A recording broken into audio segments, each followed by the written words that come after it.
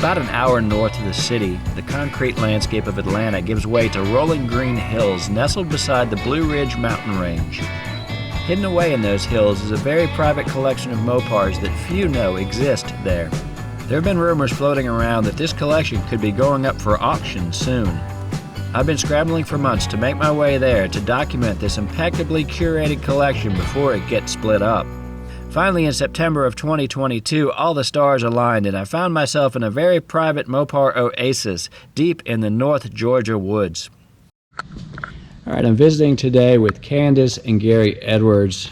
Candace is his daughter. I understand your wife is even into these cars, Gary. Very much so. I guess you'd have to be to have such a collection like this. Yes. So how did you guys get started in this madness? Well, we've always liked cars, and we've started looking at cars, a lot of the auctions, and I've always wanted a wing car, so we were able to pick up a wing car, and then from that point forward, it just continued to grow. The sickness, huh? Yes. Well, thanks for the invite. Let's take a look around. You bet. So, Gary, how did you get into collecting Mopars? Well, when I was a kid, we had to wrench on our own cars, so I learned on how to work on Dodges and Plymouths, and that's what I decided to stay with. So you didn't just stay with the normal cars. We've got some pretty special things here. We have some pretty special cars. It takes us a long time to find these cars, and we enjoy the muscle cars. And my wife's very good about the numbers on the cars. My daughter's very good. She's been driving race cars before she had her driver's license. This is a picture of my daughter, and this is my son on the track going through the Hellcat schools that they had out there. And how old were you when you did that? I was 16, 17 at Bondurant. Probably. And your brother? A little older. 38. No, Yeah? maybe 30. Maybe 30. But I notice you're out front. I am. Yeah. She's up front on that one. We go after Ron Fellows quite often, Mm-hmm. and she's ruthless. Mhm. We race out there. Mm-hmm. There is a video of us, because there's video on the cars, Mhm. there's a video of us going down the long stretch. We're actually racing at that time. We're about 162 miles an hour, and she's knocking Dad off the track. Mhm. There's a curve coming up on the right-hand side, and she's making sure that I don't enter that curve before she does. So there's a little bit of nudging of trying to knock me over in the gravel to get me to slow down, which she accomplishes that, and she does make it into the turn first. Well, when you're younger, you don't have any fear. Well, she's good. She's been driving quite a few years. I mean, anyone that drove a Hellcat all the way through college, Mm-hmm. she's a pretty good driver. So what do you think about these old cars? There's a lot of people talk about younger generations not, enjoying this stuff or appreciating it. What do you think about them all? I disagree with that. I think a lot of history is to be had in these cars. And it's American muscle. I mean, Right. At the end of the day, that's what America was built on. And I think that younger generation really actually enjoys a lot of it. Now, there's different categories as far as you get the Superbirds and the Camaros. Right. And I think everyone has their favorites at that point. Well, it's all good as long as you can get into it and enjoy it. I mean, it's a good hobby to have because in the grand sense of the world out there, it's probably the least dangerous hobby there is these days. These days, it might be so, yes. Which is a crazy statement. And so we like the muscle cars and the high impact cars. That's what we decided to stay with. Well, the thing that stands out to me is you've picked some very special specimens here. These aren't just nice cars, but they're the top of the line of what's been out there for a while. And these cars have been hidden away. You're not really a public guy, I guess. I'm not a public guy. These cars are hidden away. I read about what a lot of people talk about these cars on the different forums and stuff. But we chase a lot of cars. We turn down probably 99% of the cars we go and look at. So these are really the cream of the crop. Do you consider them investments or toys? They're both. Okay. They're investments and they're art. Okay, definitely. Now this one right here belonged to Dave from ECS. This is his first baby that he put together. They started his company, and ECS is known for extreme numbers matching particularity, and Dave passed away, and I hadn't seen this one since he passed away. When did you guys get this one? I bought this a little over a year ago from Cindy Walden. Mm-hmm. We bought several cars from their collection. Mm-hmm. This one always stood out to me because it is the highest MSRP CUDA known to exist. Mm-hmm. Got every option available on it, power windows, just everything, 6-way seat, Mhm. of course the Hemi motor, automatic transmission, rear window defogger. It's just got lots and lots of options on this car. Yeah, it's a beautiful piece. Now, this one looks like it came from Tim and Pam. That's correct. This Mhm. was Tim's car for a while, Mm-hmm. and we absolutely love this car, being a 71 Hemi. It just means a lot to us. It's also the highest MSRP car known to exist. Dictaphone, 6-way seat, power windows, power sunroof. It means a lot. Got a lot of options. Yeah, and people don't realize how rare the sunroof option is. Everybody's looking for a Hemi CUDA convertible, Right. but a sunroof car is Sunroof way car, more. a sunroof car Yeah. is harder to find than a convertible. Right. It sure is. Yeah, yeah. This one I do not know. Where did this one come from? This is just my private car. This is actually my son's car, Mhm. and it's a 446-pack, 4-speed Roadrunner. It's a car that he used to go to some local car shows on, and it's just a nice cruising car. Mm-hmm. And you got the new Demon. Got the 2018 Demon. Mhm. We've got it with just about all the options on it. I love the F8 because it gives heritage back to the cars back from the 1970s. Everything I had back then was green, so I hate green. Yeah, I understand. But you either love it or hate it. Yes. But it's cool on here. All right, and this is the $1 million baby here. Yeah, maybe more than that. Maybe more than that. So Yeah, this is the top of the line Hemi Daytona 4-speed, all numbers matching, 2 build sheet car. Got a lot of heritage behind this car. A lot of famous guys have owned this car. now obviously this made history when David Spade bought it for right at $1 million from Meekum, and then it's done nothing but kind of appreciate from there. It has. So when did you acquire this one? At what point? I acquired this car about 2 years ago, 2.5 years ago. Mhm. A buddy of mine had it in his collection, and we were doing some car swapping, and I'd swapped a car and some cash for this car. Mm-hmm. Now the orange one on the other side. The one on the other side is probably as rare as what this one is. This is the Omaha Daytona. It's the only one known Only to one. exist. Yeah. It was sold in Atlanta, Georgia. Tim Welburn found it in Atlanta, Georgia, and he and Roger Gibson went and inspected the car, found out it was the Omaha orange car. Now it is a 999 code. It is. So, and how did it end up becoming that color? The story behind it is a gentleman on the assembly line there at Dodge thought it would be a little bit of a gag, so he wrote on a piece of cardboard to paint this car Omaha orange, and actually puts the Dixler paint code on the cardboard. And as it went down the assembly line, they realized they did not have that paint at that factory. Mm-hmm. So they shipped it to another location, had it painted, then brought it back to the Dodge lineup. Mhm. And as it was going through there, the gentleman checking the cars at the end realized they had never painted it in that color. And the question was, do they destroy the car, or do they go ahead and let it go on through? Mm-hmm. The problem they had run into, they had to produce 500 of the Daytonas for NASCAR. Right. And because of that, they did not know if they were going to meet their quota to make sure they had the 500. So they let this car go ahead and roll on out.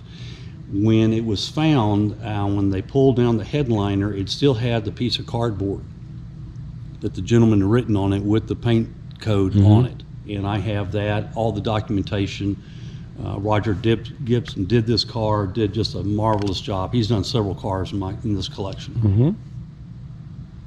Now, where does it fall in the number of Daytonas? Is it low on the production, or is it high on the production? It's side? higher in the production lines. Mm-hmm. And so, but they still didn't know if they were going to be able to make their quota of 500. So Mhm. they weren't about to turn down a car. Right. They're going to push it out the other end. Yeah, absolutely. And they knew they had to make it.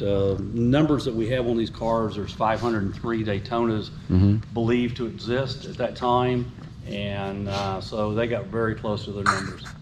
When I was a youngster, I saw a Superbird and always wanted one, couldn't afford one until later on in life, and I was able to purchase one. This Mhm. is actually the first car that I had, Mm-hmm. and it's a Hemi 4-speed, number matching build sheet car. Now, when you say the first one you had, how old were you when you were able to afford This this? is just a few years ago. Mhm. I was able to buy this one. This is a Roger Gibson car. Mm-hmm.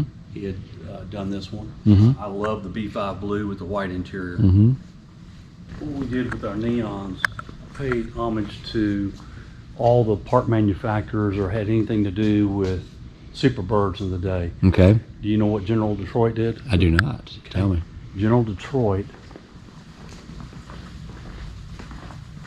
made the stiffening plates right here. Okay. And here's two of the stiffening plates. And on the bottom side of it, there's a little small logo, and you can see the Stamp. General Detroit logo stamped inside there. So you had the neon made. There's no way you found an old I one. had the neon made. We used this one on the Rapid Transit. Mhm. There's one thing that's different on that Rapid Transit. Okay. Can you pick out what's different about it? I'm not sure if the Superbird was in the middle originally. That is correct. Okay. No wing cars. Right. No wing cars. These are all absolutely date-coded correct carburetors and intake systems on these cars. This is the three that were available for Superbirds. Mm-hmm. And we made the stands just so you could see the difference between the type of intakes that were offered and the engines that were offered. These are NOS, Mm-hmm. air filter covers and plates and bases. So where'd you get the cutaway from? Got that from Tim Welburn. Mhm. That's the only thing I've been able to wrestle away from Tim on the cutaways. This is the only one known to exist that has a cutaway transmission with Mhm. the Hemi. What, you found him in a weak moment? We were doing some horse trading and I was able to get it from it. I don't know who came out on top of it. Yet to be determined, right? Correct. And the green one? The green one is a mostly original. It has had a partial repaint. It is a Hemi 4-speed and build sheet car on this one as well. Mm-hmm. And then obviously an orange one. Correct. Orange one with white interior. It's a Hemi also. It's an automatic console. I don't have any automatic on the tree cars. It also is a numbers matching build sheet car. And then obviously you've got to have a yellow one to match, Had to have a yellow or one. not to match, to put in the collection. This one is a Hemi automatic console. Numbers matching engine transmission. Has 3 build sheets on this car.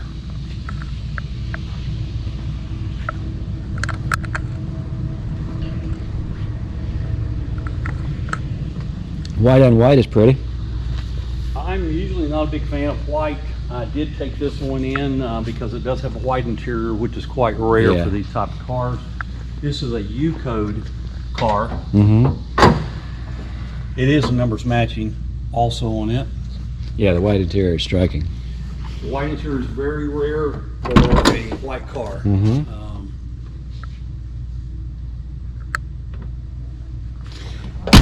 And then petty blue. This is a petty blue. Mm-hmm.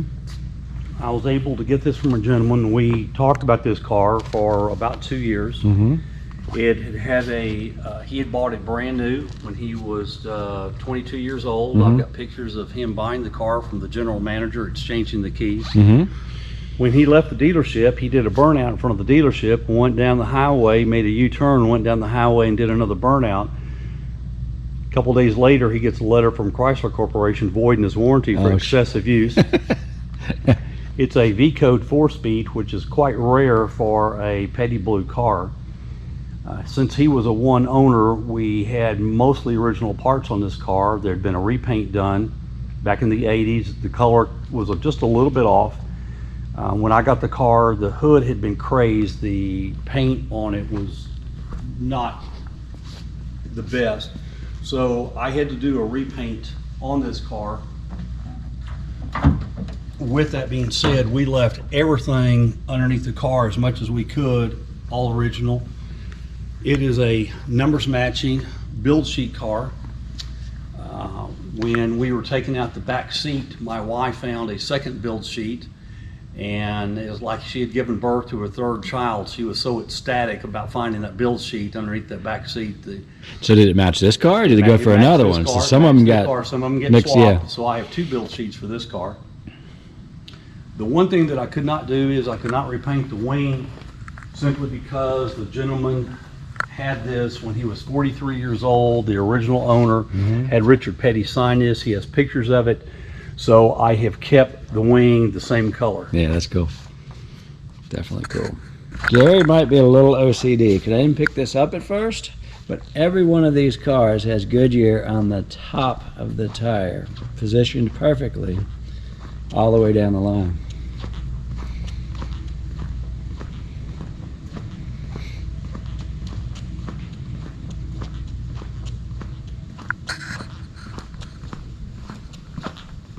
All right, so this one does not fit in your collection. This one is totally different. So. This one is a little totally different. Yeah. This is a concept car that came to be, and because of Dave Walden's vision, he took drawings of this car and replicated that. Did a lot of work. All the metal in this car is hand done. He had quite a few communications with Mopar, getting their assistance on this car. This car is fully documented, very unique car. Dave spent a lot of time making this car absolutely correct with all NOS parts that he could. The tires, the rims, everything about this car is an NOS car. If Mopar made it, he put it on there. Other than that, he had to make his own fenders, his own doors, his own quarter panels. He had to stretch the roof on the car.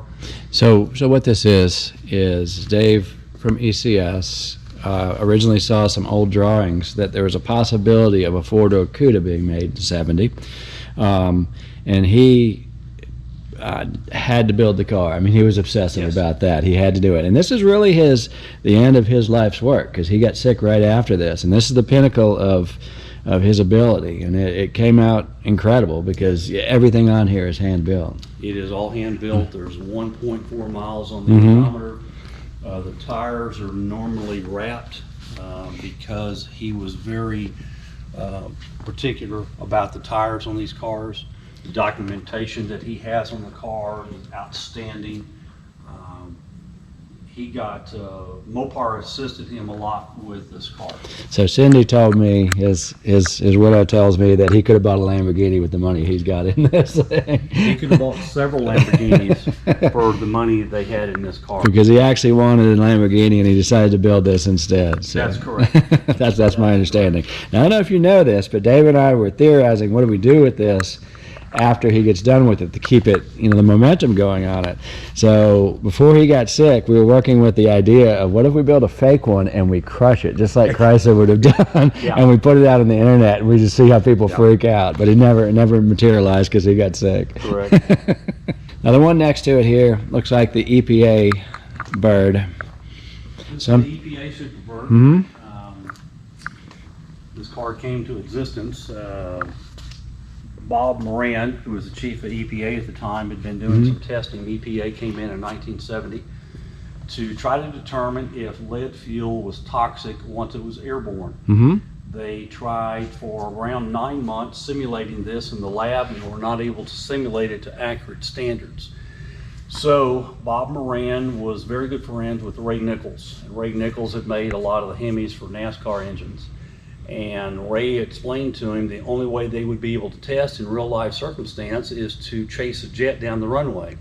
Bob Moran laughed and said, "Yeah, really, what do we need to do?" And he said, "No, I'm serious, because the jet puts out so much emissions, we would be able to test that in real life." So Bob Moran, for $25,000, got EPA to commission the Superbird that you see here.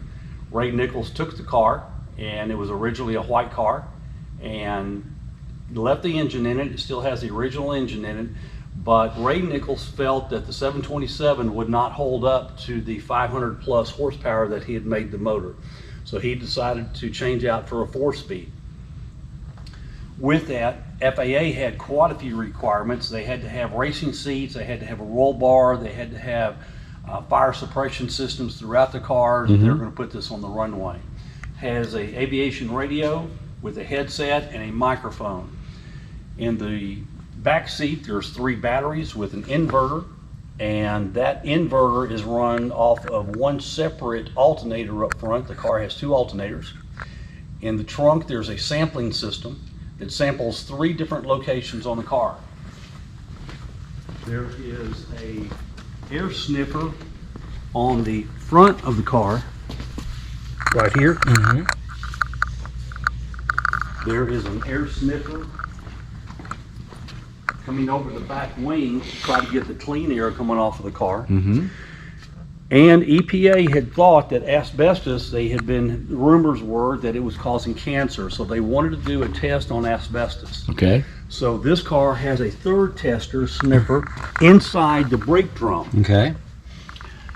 This car has to have a NASCAR race tank in it, and that's the reason the gas cap is different. Most Plymouth Superbirds have it behind the license plate. Right. And they actually put this on the runways behind the jets. This is an aviation antenna? That is correct. And it has another radio, it has the aviation radio sitting inside the car. With all his gear that he had to have. Now, what year were they doing this? This was in late 70 and early 71. We have pictures of Ray Nichols handing the keys off to Bob Moran. And Bob is still alive today. Before I acquired this car, I contacted Bob, and he was able to tell me to look for some specific things they had done to the car so that I can make sure this was the EPA car. So what happened to it after the EPA tested it? Because the stuff stayed in it, which is unusual. The stuff stayed in it. They kept the car in a warehouse until 1979. They had an auction, and they auctioned the car as a Plymouth 2-door. That's all that was put into the auction. When you say they, the EPA? EPA, yes. Correct. Just like a surplus auction. Okay. It was picked up by a professor that used it in his classroom for demonstrations. It was later sold to a gentleman in Connecticut who went through and redid the car, has around 4,200 hours in the restoration of the car, and has over 5,000 hours in the historical data of the car. He wrote numerous letters and telephone calls to EPA to get documentation on the car at that time. This car has the government EPA property logo, and there is a brass tag up on the dash thanking Ray Nichols and his crew for putting the car together. Cool. I'll pop the hood. Ray Nichols estimates this car in excess of 500 horsepower. Okay.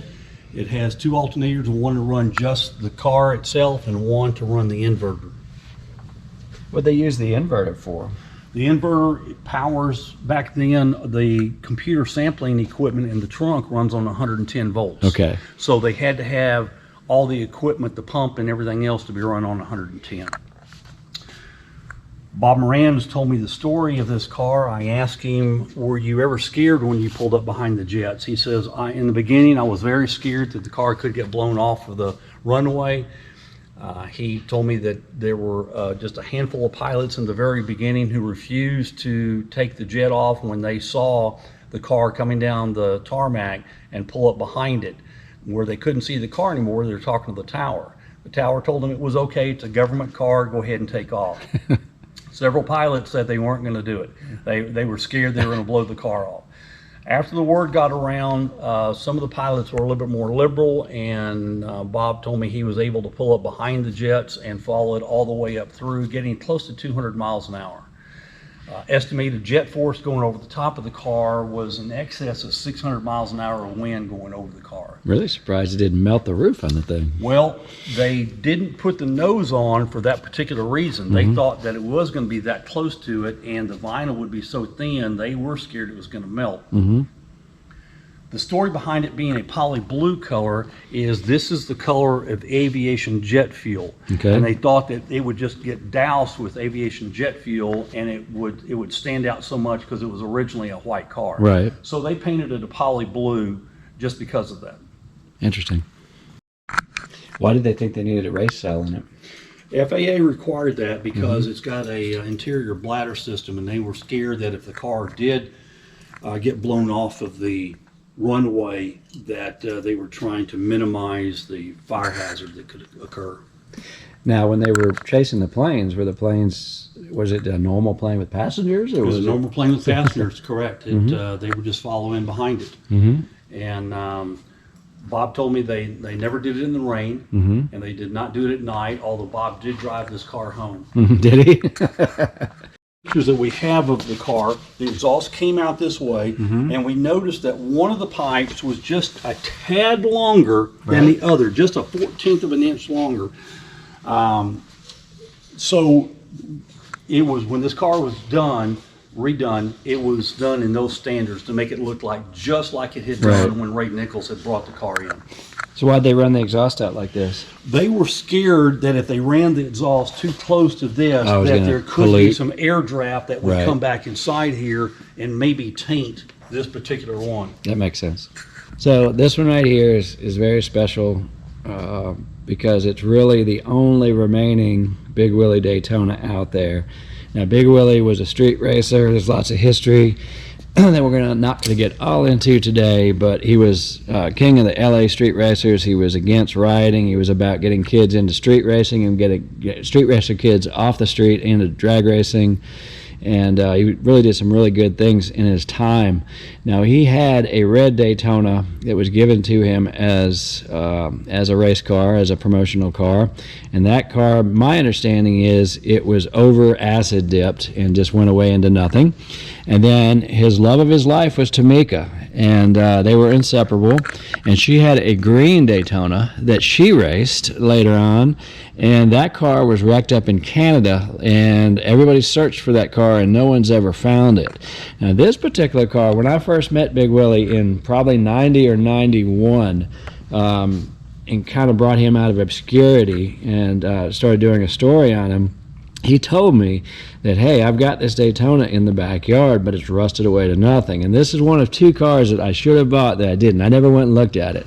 However, he sent the original back tires on this car, actually were sent to our office. And I don't know where they went to now, but we actually got those back in the day. But we always lamented not going and looking at this car. So how did you end up with it? My understanding is a guy bought it.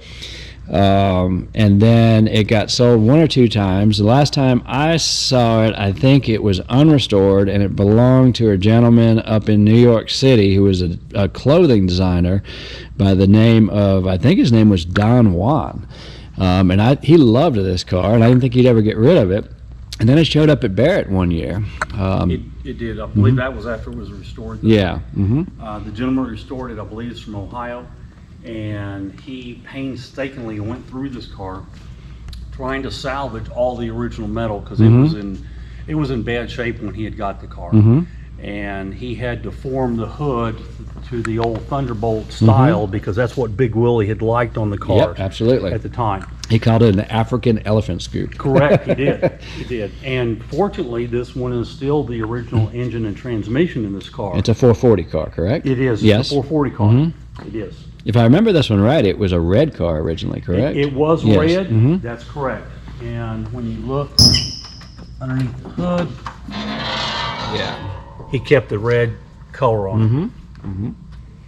So it's very unclear what this car was. To the best that I can figure it out, it actually belonged to his brother at the time, and his brother would use it as a backup promotional car for the street racers, from what I understand. Now, I also heard that there was a lowrider car, but when I looked at this car, there was no way this was ever a lowrider. Correct. So, We don't believe it was a lowrider Yeah. by looking at the original pictures and transmissions and the drivetrain of the car.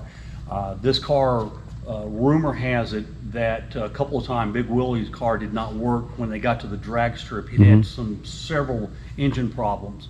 And so this was his backup car, kind of a promotion car, and he actually drove this down the racetrack several times when his car wouldn't start or wouldn't run.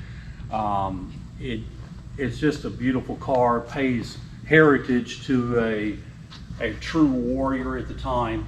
Big Willy stood tall. He was a very big man. He served in the military, just a very honest individual, and tried to rally around people that just had ill thoughts at the time with the LA riots going on and everything. He met some opposition from the city trying to get drag strips. They thought that was a bad thing at the time. He was trying to get all the younger folks off the roadways. which is a problem we have now. So I'm really surprised that no one's kind of re-energize that program, especially Dodge. I think Dodge has an issue with all the street racing going on that would behoove them to go this direction and promote kids going back to the drag strips. It was, and Big Willie was one of those gentlemen. Mhm. He was, he would put his arm around anyone. He didn't care what color they were, how rich or how Mhm. poor they were. He embraced all the people at the time. Did you ever get to meet Big Willie? I never did. Yeah. Everything I've Yeah. read is by historical documents. Yeah, he's I've met him many times, and I can truly say he was a fantastic human being and just a really sweet human being. Now you've got Tamika's helmet. Did that come with the car? Because That when I came saw with the the car car. at Barrett, this was on the roof. That's correct. Mhm. That car, that came with it. Mm-hmm. And no one really knows where his helmet got off to. I have not been able to locate his helmet. Okay. All right, this one's really cool with the Kelsey Hayes wheels on it. Is this original Kelsey Hayes? Yes, those Car? are original. Yes. Is it original to the car? I don't believe it was actually on the car. I believe it came with Magnum 500s on this thing, and Kelsey Hayes were added later on. I know that when Johnny Lightning did the special on the car, which this is the one that is the Mopar or no car, they have the picture of the Kelsey Hayes wheels on there. So I kept the Kelsey Hayes on this car. That's a beautiful wheel on the car, no question, with the red lines too. So. It is. You know, there's several date codes that you can prove on a Kelsey Hayes to make sure they're date coded absolutely correct. Should be around the July date of 1968. For a Daytona installation. That's correct. And that would have that's the only ones that would have been, other than Kelsey Hayes did make some for Corvettes. Right. But the W23 recall wheels should be dated somewhere right around the July 1968 time. Okay. And then this yellow one, brown interior, that's interesting. This is the only car that was ever made with this color combination. This is the Y2 with the beige. When you look them up in Dodge and you look up the color combinations, you'll run across the beige with the Y2. It says not recommended, but there was one car built with this. This is it. This is the car. Cool. All right, and QQ1. Yeah, this is a Q5 car, and it was there's around 4 cars known to exist, 3 black interior, 1 white interior. This is the white interior, and then Johnny Lightning did a special on this car as well. And it is a stunning color for a Daytona. There is one out there that has a black wing that we know of. Don't know if it's real. This is, of course, a white wing, and that's what it should be for the turquoise. And then a red one. A red one, and this is believed to be an executive's car. It's a fairly early production car. The executive did not care for the stainless steel air deflectors on this, so he had to not put on the car, so Right. it does not have the clips like what you'd normally have with it. And this car slipped through. Dave Wise says they know of 2 or 3 that came through. Most Daytonas have Charger on the back panel. Right. This particular car has RT on it. Okay. This is about the 2nd or 3rd one known to slip through having an RT on it cool. instead of having Charger.